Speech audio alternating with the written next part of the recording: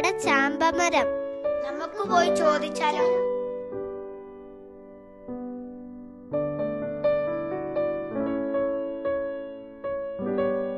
അൽഫോൻസാമേ, ഞങ്ങൾ കുറച്ച് ചാമ്പങ്ങ പറിച്ചോട്ടെ? നിങ്ങൾ പെറുക്കിക്കോ മക്കളെ. പക്ഷേ ഒരു ചാമ്പങ്ങ പറിക്കുമ്പോൾ ഒരു സുകൃത ജപം വീതം ചൊല്ലണം.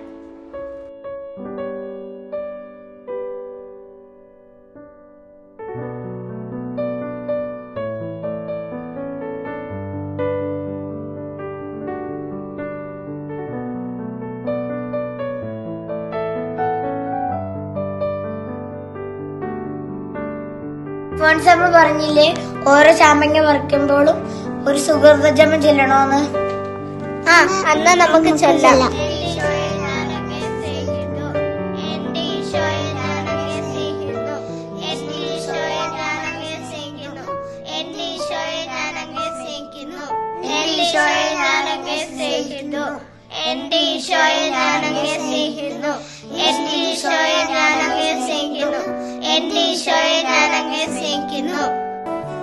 ക്രിസ്തുവർഷത്തിലെ ആദ്യ നൂറ്റാണ്ടിൽ തന്നെ അവന്റെ ശിഷ്യന്റെ പാദം പതിഞ്ഞ മണ്ണാണിത്.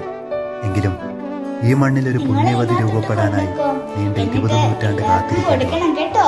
ആ കാത്തിരിപ്പിനുള്ള ഉത്തരമായിരുന്നു കുടമാളൂരിന്റെ വിശുദ്ധ അൽഫോൻസാമയാണ് ആ പ്രാർത്ഥന നമ്മെ പഠിപ്പിച്ചത്. ദൈവമേ, എന്റെ മുന്നിലെത്തുന്നവരുടെ കണ്ണീരിന് അറുതി വരുത്താൻ ഞാൻ ഏറ്റെടുക്കുന്ന സഹനങ്ങൾ കാരണമാകുമെങ്കിൽ ആ വേദന ഞാൻ ഏറ്റെടുത്തോളാം.